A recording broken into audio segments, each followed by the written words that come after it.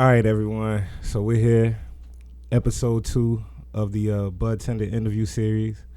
And I got the man here, the myth, the legend, Mr. Dominic. What's up, dude? What up? How you feeling? I'm chilling, man. So get a little bit closer, Dom.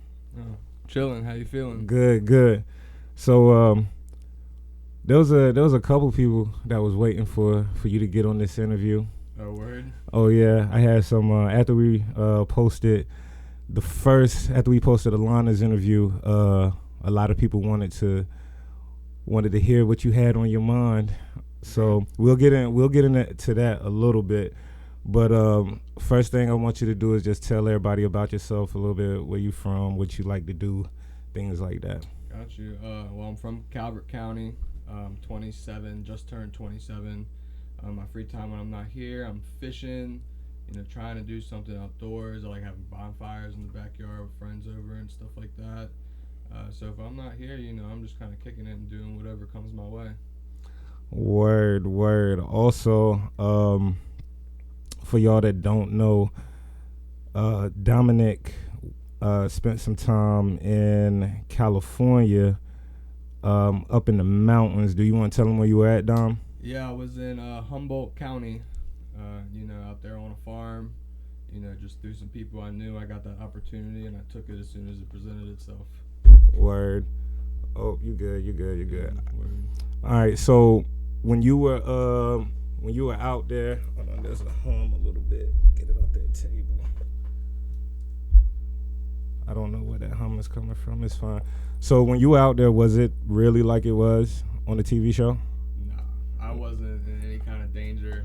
I didn't have to hide from no one. Everything that I was a part of was super legit. Right. So anybody who's watched Murder Mountain on Netflix, that's a documentary about Humboldt County and what goes on up there. I didn't have to worry about no one pulling up on me with four-wheelers and guns. Right. I was safe. I didn't have housing. I stayed in the tent. Right. But for that experience, I was doing whatever it took. You was ready for the action though, just in case. Word.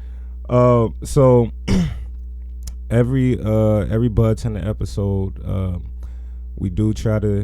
do want to try to give out a little bit of educational information. I had Alana talk about the difference between the doctor's recommendation and the actual expiration from the card. What I want you to talk about today, Dom, I didn't talk to you about this beforehand because I knew you'd be able to knock it out the park, but I want you to kind of speak to the THC chasers a little bit, and kind of explain to them why terpenes are important and why it's good to not always chase THC, but to find, understand those terpenes, learn those terpenes that could help them, achieve that feeling that they're looking for. Right. Don't get me wrong. I love THC. Obviously, sometimes higher does mean better, but it doesn't always mean better. Right. Get a little bit closer, Dom. My first trip to the West Coast, I was in Denver.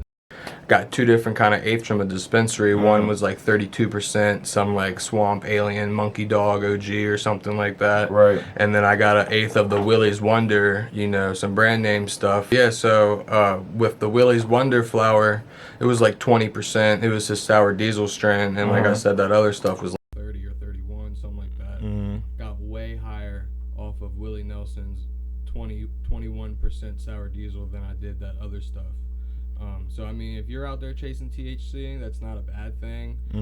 I do recommend that people do take Budtender recommendations though. Right. Especially when they ask them, right, what do you recommend, and then you tell them what you like, and then that's it. That's all they wanted to hear out your mouth. They didn't like that you recommended the 22% flour with 2% myrcene in it, because they don't think it's going to get them as high as the 30% stuff with like less than 1% terps. Got you. So I guess, another thing I would say is if you like a flower, you really like it, why don't you ask what the breakdown of that flower is, because maybe there's a specific terpene that outweighs all the other ones, and then that way you can try to find flowers with a dominant terpene like that. I always look for high myrcene, What's your favorite? Myrcene, without a doubt. But I also have been looking into linalool lately to kind of pull me back even more. Right. All right. So,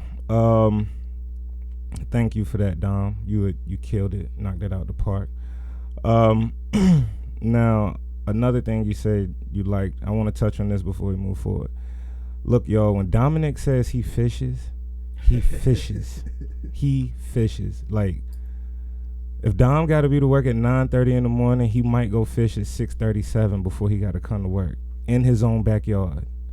Tell him, Dom, what you got? Lake? It's a pond in your neighborhood? Yeah, it's a lake in my neighborhood. Any of y'all watching who know where I live, don't give out the location because this is my secret honey hole. But it's in my neighborhood. Got you. All right. So let's go ahead, and I really want to go ahead and get into it because I don't want to. I told you I wasn't gonna hold you up too long because the game about to come on that we have a $5 friendly gentleman's bet on. So let's talk about the Budtender competition. Let's talk about it. So, all right, like I was telling, like when I told Alana. So yeah, when I talked to Alana, she said, "Aunt, were you disappointed that I lost?" I said, "Well, it's not that I'm disappointed you lost." I said, "Dom completely washed y'all." I said, Dom could have not competed the last week or came in last place and still would have won by a healthy margin. Did you know you had it in the bag as soon as it kicked off? Because it looked like every week, like you crushed like you was in first place every week. Overall, I think the first week, maybe somebody else might have had like higher sales that week, but you had the rest of them. But you overall came in first every week. Like, did you know you had it in the bag? I mean, I wouldn't say it was a guaranteed victory for me from the beginning. I think I did have a huge edge. Come a little bit closer, Don. I do think I had a big edge over everyone with the patient base and my relationship with them. Right. Because I was able to knock the review part. You know, I feel like everyone who I asked to do something like that for me, they went ahead and did it for me and didn't ask any questions. Right. So I think they are a big part as to why I was able, to win.